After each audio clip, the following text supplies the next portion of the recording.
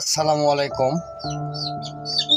তো আমি যেদিন আসলাম কিশোরগঞ্জের কন্টেন্ট ক্রিয়েটর সাইদ ভাই লিভার ক্যান্সারে আক্রান্ত হয়েছে।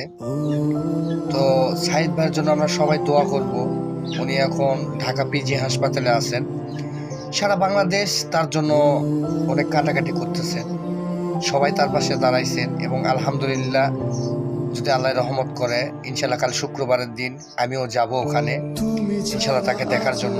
তো আপনারা সবাই দোয়া করবেন সাইদ ভাই যেন ভালো হয়।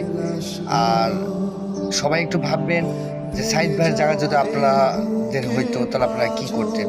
তো ইনশাল্লাহ যদি যারা দান করার ইচ্ছুক অবশ্যই যোগাযোগ করবেন, আমাদের ভিডিওতে নাম্বার দেওয়া থাকবে। সাইদ ভাইয়ের অবশ্যই সেই নাম্বার আপনারা দেওয়ার চেষ্টা করবেন। যাই হোক, ইনশাল্লাহ। আসসালামু আলাইকুম।